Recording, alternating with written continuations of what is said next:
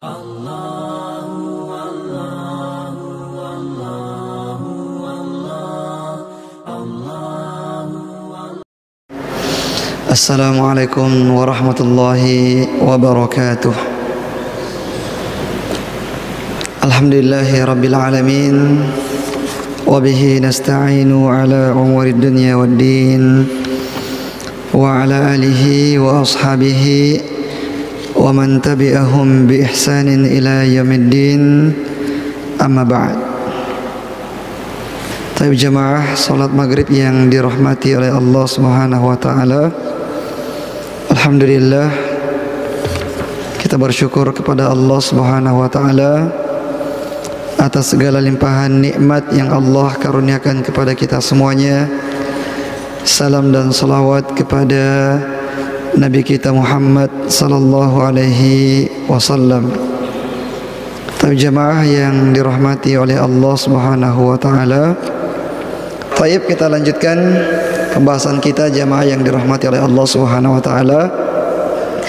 Kita masuk pada fase yang berikutnya, periode yang ketiga dari dakwah yang dibawa oleh Nabi sallallahu alaihi wasallam, dan periode ini merupakan tahapan yang terakhir dari perjalanan hidup Nabi sallallahu alaihi wasallam.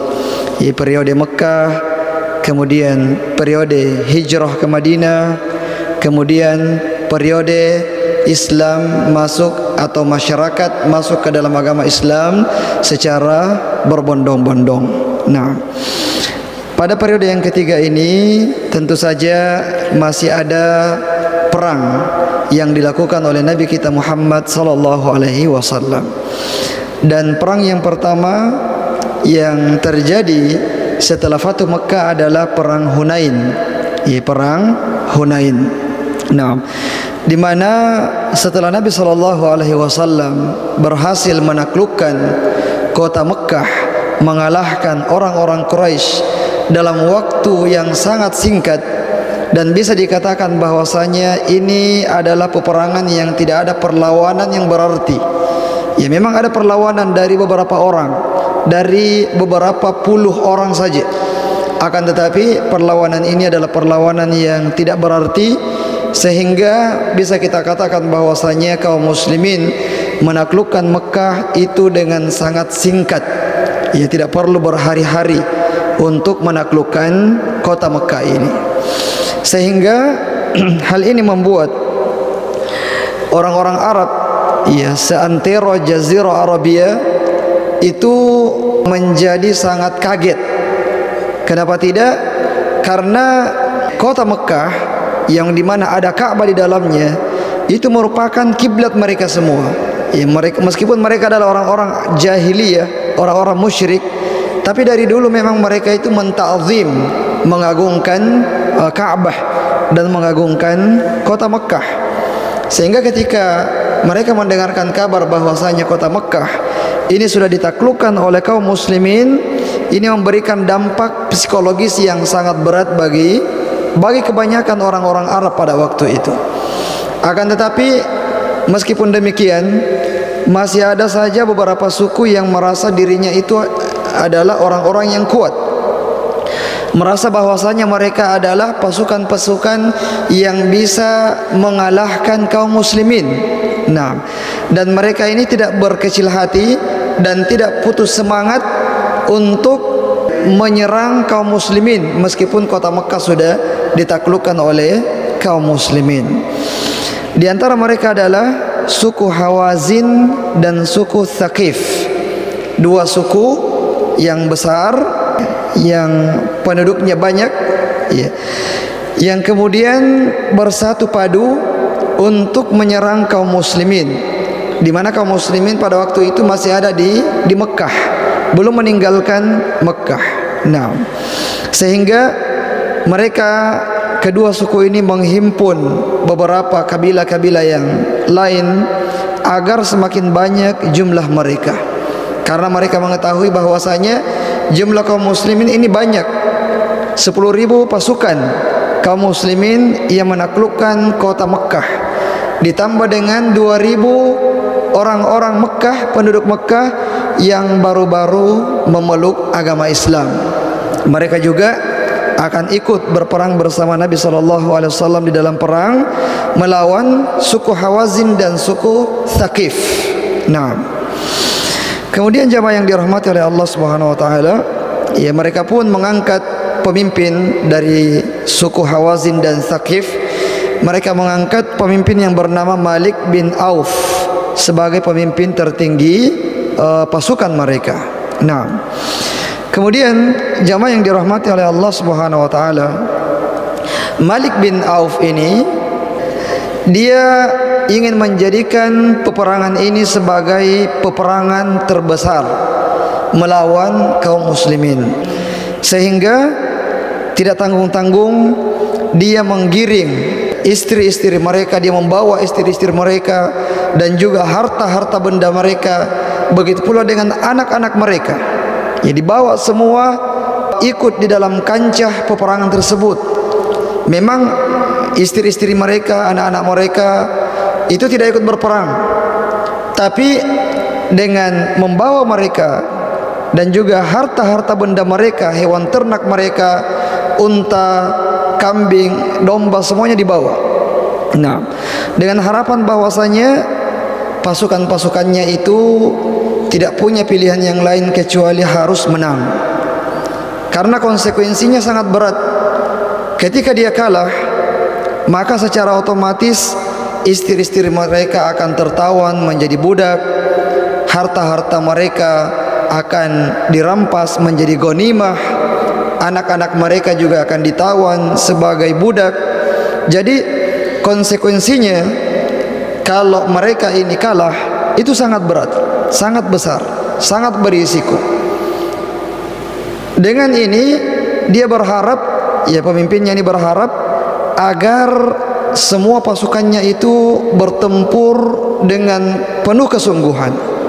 Ya, pokoknya bertempur sampai titik darah penghabisan.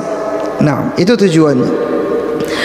Meskipun tentu saja tidak semua setuju dengan hal ini, ya ada juga sebagian di antara mereka yang menolak, ya mentah-mentah. Tapi karena ini adalah keputusan dari pemimpin pasukan, akhirnya ya mereka tidak punya pilihan yang lain. Nah, kemudian jamaah yang dirahmati oleh Allah Subhanahu wa taala, ada pengintai yang dikirim, ada mata-mata yang dikirim oleh pasukan musuh untuk melihat pergerakan kaum muslimin. Nah, untuk membaca bagaimana kekuatan, seberapa besar kekuatan dari kaum muslimin. Nah, kemudian mata-mata tersebut setelah dia melihat bagaimana pasukan kaum muslimin, dia pun kembali dan mengatakan kepada kaumnya, demi Allah, lebih baik kami menarik diri daripada kami celaka dari kaum muslimin. Yang mereka melihat bagaimana semangat yang membara dari kaum muslimin, di mana semangat yang seperti ini susah untuk dikalahkan, sehingga mata-mata ini menyampaikan apa yang dia lihat. Namun hal tersebut tidak membuat pasukan Thaqif dan Hawazin ini untuk mundur kembali setelah sudah bulat tekad mereka untuk mengalahkan kaum muslimin. Nah, kemudian jamaah yang dirahmati oleh Allah Subhanahu wa taala, adapun Nabi sallallahu alaihi wasallam setelah mendengarkan kabar tentang persiapan Bani Thaqif dan Bani Hawazin ini, Rasulullah pun meninggalkan kota Mekah itu pada hari Sabtu tanggal 6 Syawal tahun 8 Hijriah. 6 Syawal tahun 8 Hijriah. Karena Fatu Mekah itu terjadi pada bulan Ramadan. Ya, jadi luar biasa, bulan Ramadan itu bulan yang dimana terjadi jihad, beberapa jihad di dalamnya. Ya, termasuk juga adalah perang Badar. Itu juga terjadi pada bulan Ramadan. Nah, ini Fatu Mekah juga terjadi pada bulan Ramadan. Kemudian satu bulan setelahnya atau beberapa hari setelahnya, kemudian Rasulullah meninggalkan Mekah menuju ke lembah Hunain, akan bertemu dengan pasukan musuh di lembah Hunain. Nah, Rasulullah sallallahu alaihi wasallam bergerak dengan pasukan sebanyak 12.000 orang. 10.000 dari pasukan yang menaklukkan kota Mekah ditambah dengan 2.000 pasukan orang-orang Mekah yang baru saja menyatakan keislamannya. Nah, kemudian jamaah yang dirahmati oleh Allah Subhanahu wa taala, Rasulullah juga mengirim mata-mata untuk melihat ya bagaimana kekuatan dan bagaimana kondisi yang ada di barisan pasukan musuh. Kemudian mata-mata ini berbaur dengan pasukan musuh, kemudian kembali kepada Nabi sallallahu alaihi wasallam dan mengatakan kepada beliau, wahai Rasulullah, ya mereka membawa harta-harta benda mereka, mereka membawa istri-istri mereka dan juga anak-anak mereka. Saya tidak tahu model perang apa yang akan mereka lancarkan. Kemudian Nabi sallallahu alaihi wasallam mengatakan, itu adalah harta rampasan kaum muslimin besok insyaallah. Ya, dengan penuh keyakinan Rasulullah memberikan kabar gembira kepada sahabatnya bahwasanya apa yang mereka bawa itu merupakan bagian dari kemenangan kaum muslimin yang akan menjadi ghanimah yang sangat banyak untuk kaum muslimin. Nah, kemudian di perjalanan menuju ke Hunain, kaum muslimin melewati sebuah pohon yang besar yang mereka namakan dengan Dzatu Anwat. Mereka namakan dengan Dzatu Anwat, di mana dahulu orang-orang Arab jahiliyah terbiasa menggantungkan senjata mereka di pohon tersebut, menyembelih di sekitarnya dan melakukan ritual dengan mengelilingi pohon yang besar tersebut. Ini kesyirikan, ya kesyirikan tentu saja. Nah, melihat itu, ya sebagian dari kaum muslimin yang memang baru masuk Islam, mereka mengatakan, wahai Rasulullah, buatkan untuk kami Dzatu Anwat sebagaimana mereka orang-orang musyrik memiliki Dzatu Anwat. Mereka juga mau kalau ada yang semacam ini, ya kita gantungkan senjata kita, kita berharap ya pertolongan kepadanya. Buatkan kami yang seperti itu wahai Rasulullah. Kemudian Rasulullah pun tentu saja marah dengan ucapan yang sangat berat tersebut dan dengan mengatakan, Allahu Akbar, demi zat yang jiwa Muhammad berada di tangannya, ucapanmu ini sama dengan ucapan kaumnya Musa kepada Musa. Mereka mengatakan, wahai Musa, buatkan kami Tuhan berhala untuk kami sembah sebagaimana mereka memiliki beberapa Tuhan. Musa menjawab, sesungguhnya kalian adalah kaum yang tidak mengetahui sifat-sifat Allah Subhanahu wa taala. Ini yang pernah dilakukan oleh Bani Israel. Mereka minta kepada Nabi Musa dibuatkan juga berhala-berhala, dan ternyata ucapan mereka ini, ucapan Bani Israel, ada dari kaum muslimin yang juga mengucapkannya. Sehingga Rasulullah sangat kaget dengan ucapan yang seperti itu dan menegur mereka bahwasanya ini merupakan di antara bentuk kesyirikan dengan cara meyakini bahwasanya ada sesuatu yang bisa mendatangkan manfaat atau menolak mudarat kecuali Allah Subhanahu wa taala. Ini kesyirikan yang sayang sekali di zaman kita ini banyak terjadi. Orang-orang menggantungkan sesuatu, bernazar, ya mengikat sesuatu di tempat-tempat yang mereka anggap keramat, ya diikat permintaan-permintaan di sana dengan harapan nanti kalau permintaannya sudah terpenuhi maka akan kembali lagi untuk membuka ikatan tersebut dan menyembelih binatang di sana, bernazar untuk selain Allah Subhanahu wa taala dan menganggap bahwasanya ada sesuatu yang mendatangkan manfaat, yang menolak mudarat selain daripada Allah Subhanahu wa taala. Ini adalah kesyirikan. Nah, kemudian di dalam perjalanan ini juga sebagian kaum muslimin yang baru-baru masuk Islam, mereka sangat berbangga dengan jumlah mereka yang sangat banyak. Nah, mereka sangat berbangga dengan jumlah mereka yang sangat banyak dan mengatakan, kali ini kita tidak mungkin bisa dikalahkan. Kali ini kita tidak mungkin bisa dikalahkan. Yang dimana gara-gara ucapan ini kaum muslimin mendapatkan musibah di awal-awal peperangan. Ya, mereka kewalahan bahkan mundur, sempat mundur di awal-awal peperangan. Dan ini merupakan teguran dari Allah Subhanahu wa taala kepada kaum muslimin ketika mereka berbangga dengan jumlah mereka, ketika mereka bukan lagi berharap kepada Allah pertolongan, tapi menganggap bahwasanya jumlah itulah yang akan menolong mereka. Jumlah itulah yang akan membuat mereka mendapatkan kemenangan. Dan ini juga diabadikan di dalam Al-Quranul Karim. Wa yauma Hunain idh a'jabatkum kathratukum falam tughni ankum syai'a wa dhaqat 'alaikumul ardu bima rahabat thumma wallaitum mudbirin.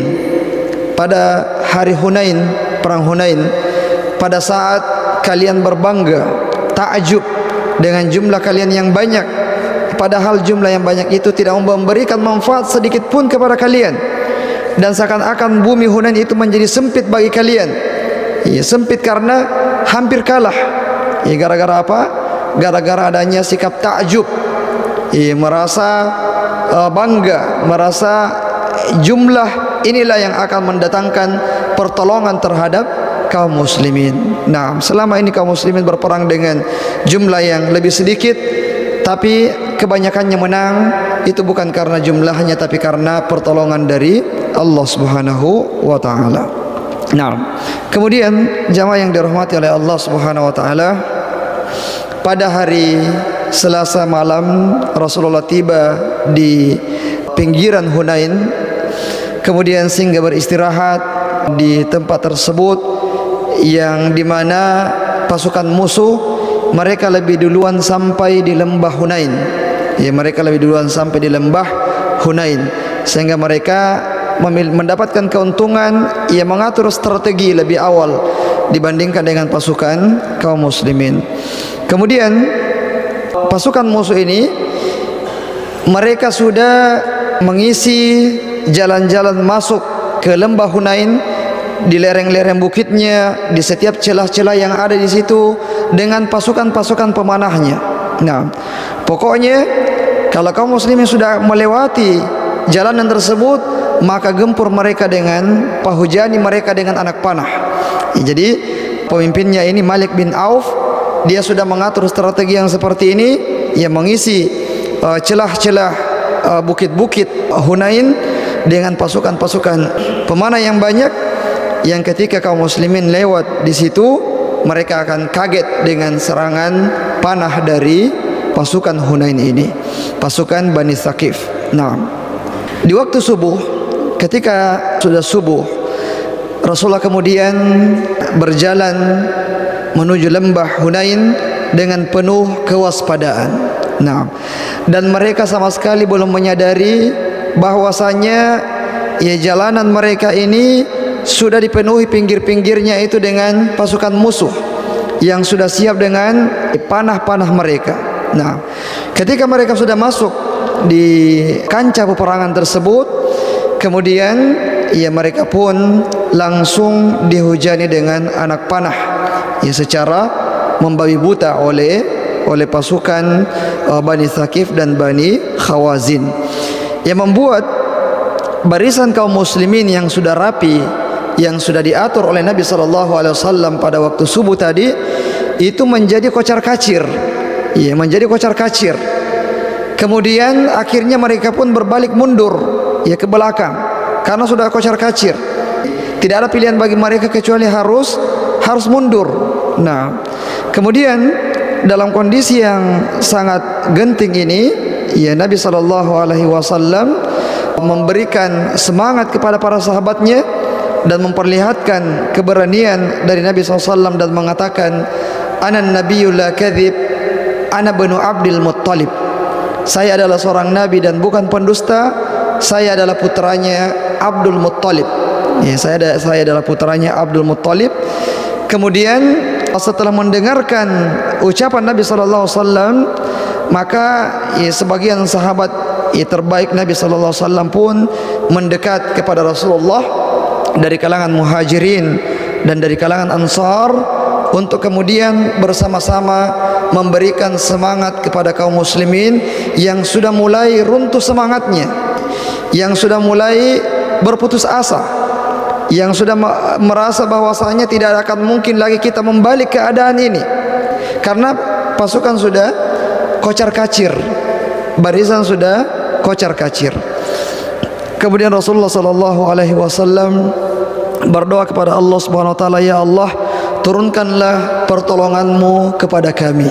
Nah, dan memanggil Abbas bin Abdul Muttalib, paman beliau sallallahu alaihi wasallam, yang memiliki suara yang sangat lantang, dan memerintahkan kepada Abbas bin Abdul Muttalib untuk memanggil pasukan yang pernah berikrar di bawah pohon, yang sudah berbaiat dengan baiatur ridwan, karena Rasulullah yakin bahwasanya mereka ini adalah sahabat-sahabat yang terbaik, karena mereka sudah berbaiat untuk siap mati di dalam Islam.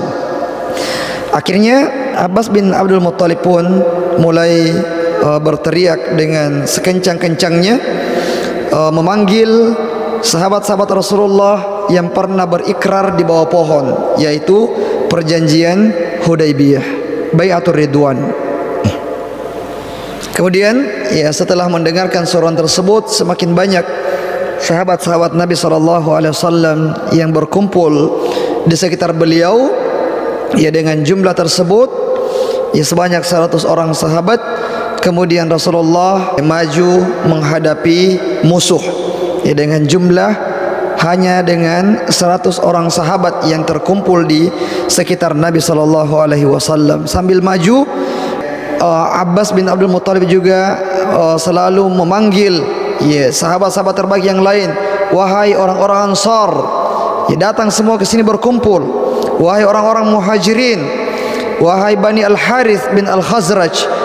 Dipanggil semua mereka-mereka yang sudah sering membersamai Nabi SAW di dalam peperangan-peperangan sebelumnya. Akhirnya semakin banyak yang bergabung dengan Nabi SAW. Kemudian terjadilah peperangan yang sangat sengit antara kaum muslimin dengan pasukan Bani Thaqif dan Bani Khawazin. Dan Rasulullah mengatakan, kini peperangan berada pada puncaknya.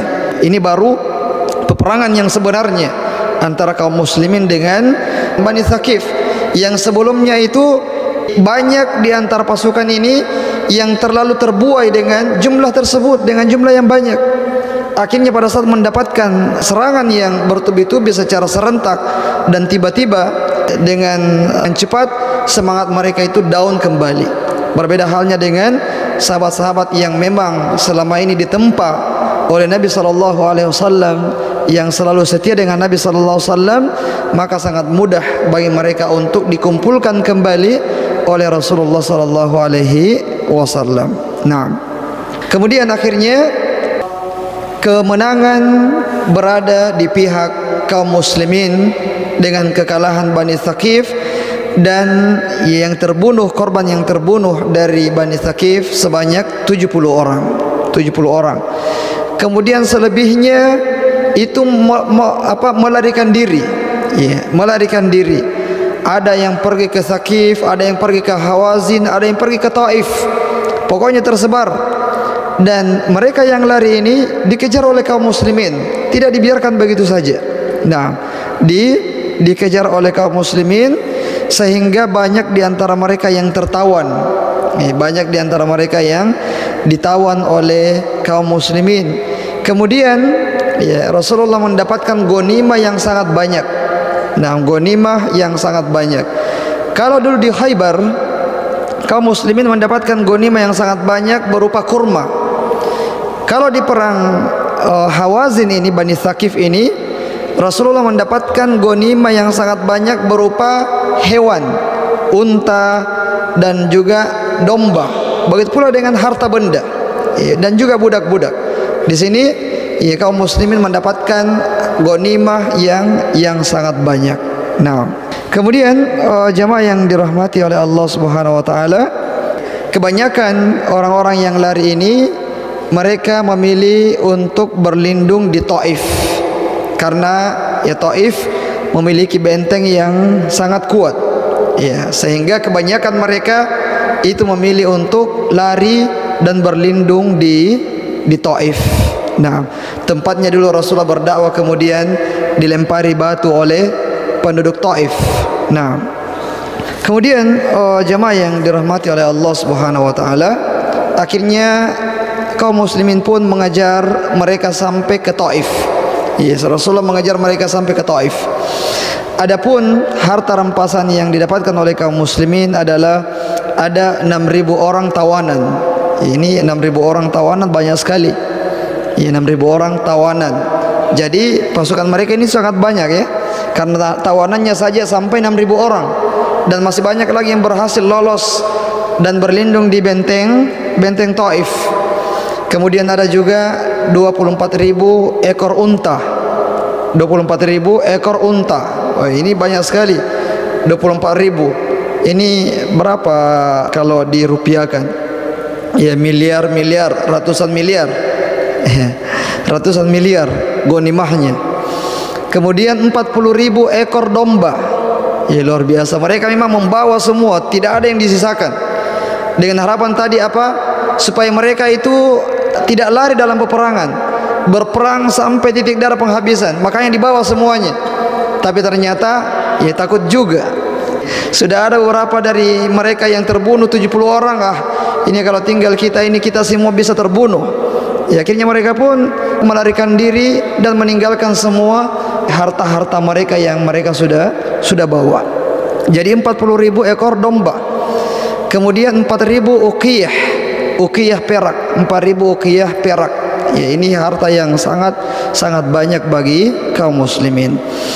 Kemudian Rasulullah memerintahkan agar tawanan dan harta benda itu dikumpulkan semuanya di sebuah tempat yang bernama Ji'ranah. Ya, sekarang Ji'ranah salah satu miqat di Mekah. Orang yang sudah umrah, mau lagi umrah, salah satu miqatnya itu di Ji'ranah. Ya, pergi ke situ ambil miqat, berniat berihram, baru masuk lagi ke Mekah. Nah, jadi di Ji'ranah dikumpulkan semua tawanan dan juga ya ghanimah yang didapatkan tersebut. Dan Rasulullah tidak membagikan dulu. Nanti dibagi kalau pulang dari pengejaran terhadap orang-orang yang kabur ke Taif. Ya, jadi ada penjaga yang diamanahkan oleh Nabi sallallahu alaihi wasallam untuk menjaga harta yang sangat banyak tersebut. Nah, kemudian ya kita pindah ke perang Taif. Perang Hunain sudah selesai, sekarang perang Taif. Ya, karena mereka ini sisa-sisa pasukannya itu berlindung di benteng Taif. Nah, jamaah yang dirahmati oleh Allah Subhanahu wa taala, di antara mereka adalah Malik bin Auf, pemimpinnya sendiri, yaitu termasuk yang melarikan diri dan berlindung di benteng Taif. Pengepungan benteng Taif ini termasuk pengepungan yang memakan waktu yang sangat lama. Nah, yang sangat lama. Karena Taif itu daerah pegunungan. Nah, daerah pegunungan.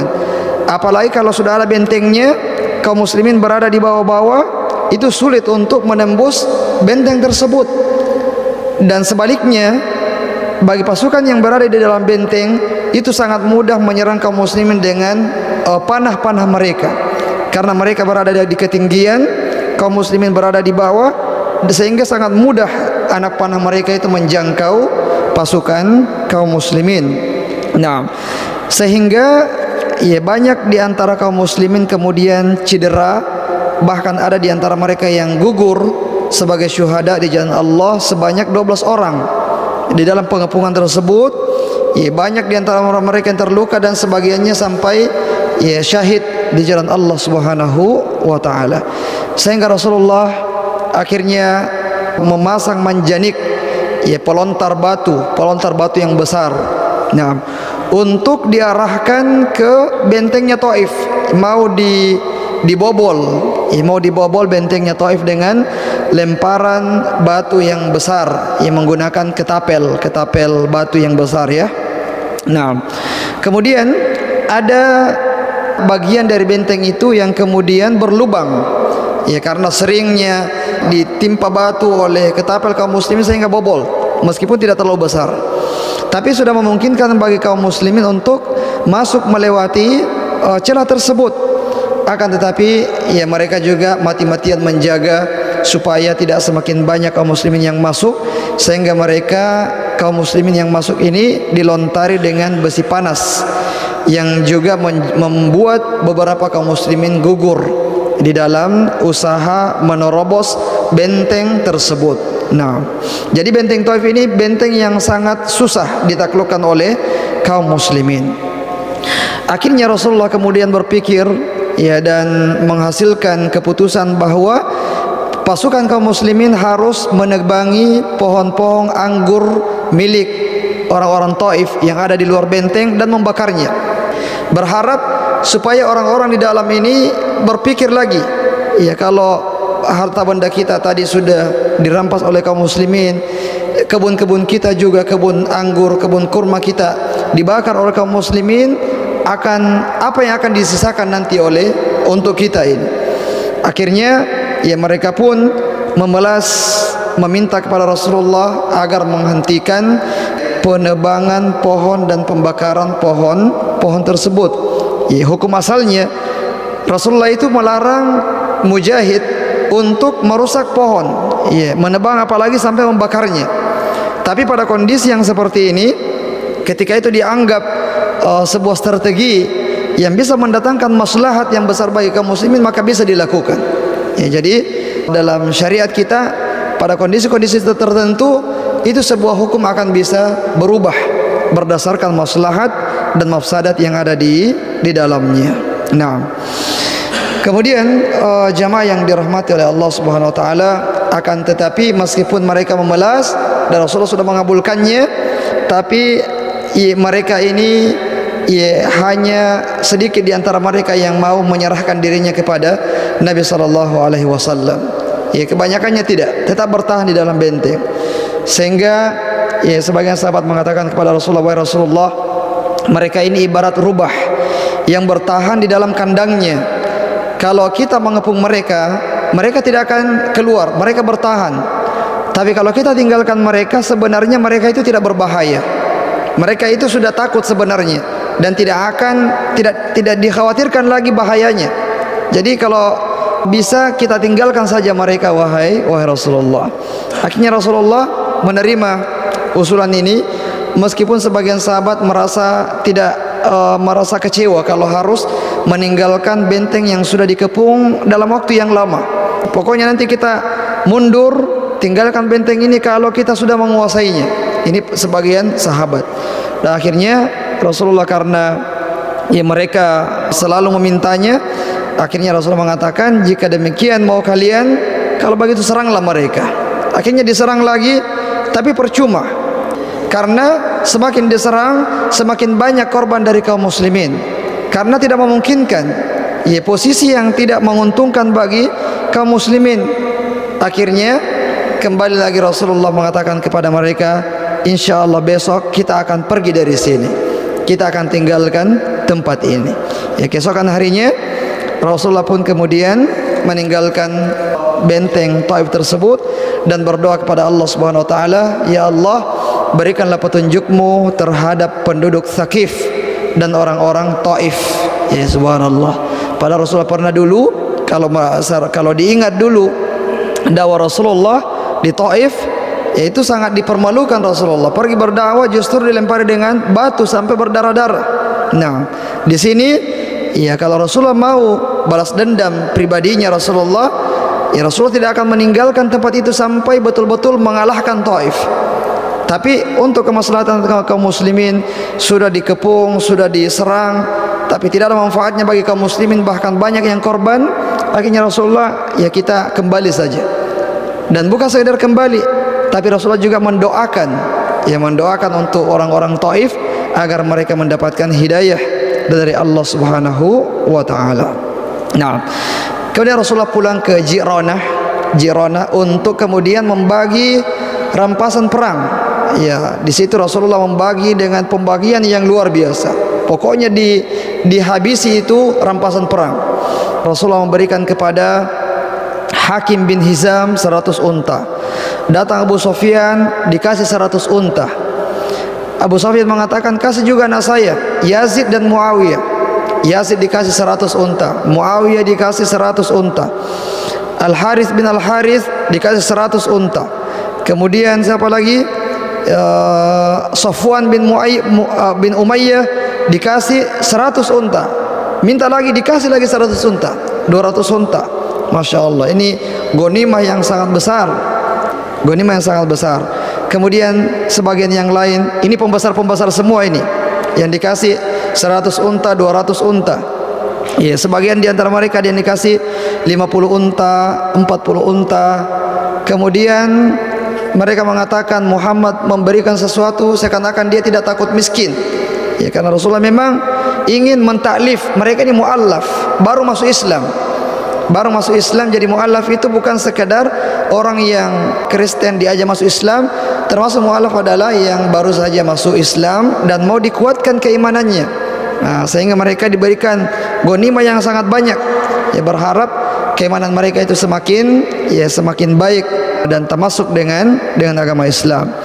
Kemudian untuk para sahabat yang sudah lama bergabung dengan Rasulullah sallallahu alaihi wasallam, ada yang dikasih cuma 4 ekor unta, ada yang dikasih 12 ekor unta. Bahkan ada sebagian sahabat yang seakan-akan tidak mendapatkan sesuatu, sedikit sekali dia dapat. Di antara mereka adalah senior-senior muhajirin dan orang-orang ansar. Ya, orang-orang ansar. Sehingga orang-orang ansar ini saling berbisik. Ini Rasulullah kayaknya sudah lupa sama kita ini. Ya, dia pentingkan kerabat-kerabatnya dari orang-orang Mekah. Rasulullah mendengarkan desas-desus ini, kemudian mengumpulkan semua orang-orang Ansar dan mengatakan kepada orang-orang Ansar, wahai orang Ansar, telah sampai kepada aku desas-desus yang ada di antara kalian. Adakah di antara kalian yang hatinya masih mengganjal dengan putusanku dalam pembagian harta rampasan?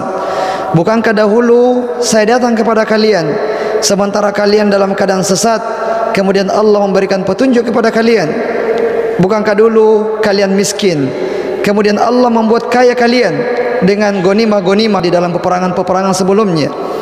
Dahulu kalian bermusuhan antara Aus dengan Khazraj, kemudian Allah menyatukan hati kalian. Ini semuanya nikmat yang Allah berikan kepada orang-orang Ansar dengan datangnya Nabi SAW ke Madinah. Mereka mengatakan, tentu Allah dan Rasulnya lebih bermurah hati kepada kami. Nabi mengatakan, adakah sesuatu yang ingin menjawab pertanyaan saya ini, wahai orang-orang Ansar? Mereka diam dan Rasulullah menjawab, demi Allah, jika kalian mau berkata dengan sebuah perkataan yang kalian akan dibenarkan, kamu dapat mengatakan, wahai Muhammad, kamu datang kepada kami dalam keadaan didustakan oleh kaummu, dan kami di sini membenarkanmu. Ketika kamu datang dalam keadaan lemah, kami semua menolongmu.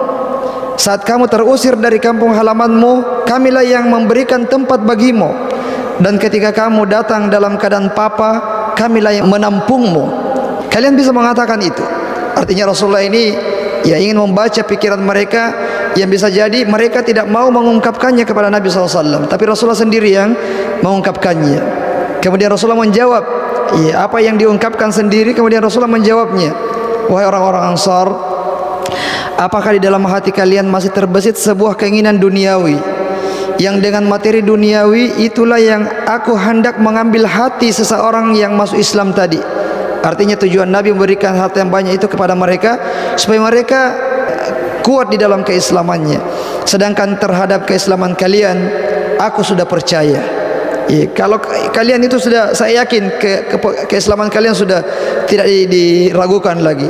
Wahai orang-orang Ansar, apakah kalian berkenan jika manusia pergi dengan membawa domba dan unta, sedangkan kalian akan pulang bersama Rasulullah SAW? Demi zat yang jiwa Muhammad berada di dalam genggamannya, kalau bukan karena hijrah, tentu saya sudah termasuk orang-orang Ansar. Cuman karena hijrah saja, maka saya dikategorikan sebagai muhajirin. Jika orang-orang menempuh sebuah lembah dan orang-orang Ansar menempuh lembah yang lain, maka tentu saya akan memilih lembah yang ditempuh oleh orang-orang Ansar. Ya Allah, rahmatilah orang-orang Ansar, anak-anak dan cucu-cucu mereka. Perkataan ini membuat orang-orang Ansar yang menangis sejadi-jadinya sampai membasahi jenggot-jenggot mereka, terharu dengan apa yang disampaikan oleh Nabi SAW dan mengatakan, kami ridha dengan apa yang kamu telah bagikan, wahai Rasulullah SAW. Sehingga mereka pun bubar dengan hati yang lapang, dengan hati yang ridha dengan pembagian dari Nabi SAW. Ini luar biasa. Bagaimana orang-orang Ansar dengan cepatnya ridho dengan pembagian tadi. Padahal ini Masya Allah, ada dikasih 100 unta, 200 unta, mereka cuma dapat 1 unta, tidak dapat 1 unta, cuma dapat 1 domba saja. Ya kalau kita berpikir ego kita, ini pokoknya tidak adil ini. Ya pokoknya saya mau jadi mu'alaf saja. Ya kalau misalnya orang pikirkan dunianya saja, ya egonya saja. Tapi para sahabat Ansar terutama ini ya luar biasa. Mereka bisa ridho dengan keputusan itu dengan kalimat yang tidak terlalu panjang, ya dari Nabi SAW. Tapi saya kira demikian jamaah yang dirahmati oleh Allah Subhanahu Wa Taala. Semoga bermanfaat untuk diri kami sendiri dan kepada jamaah sekalian. Hadza wa sallallahu ala nabiyyina Muhammadin walhamdulillahi rabbil alamin. Wassalamualaikum warahmatullahi wabarakatuh.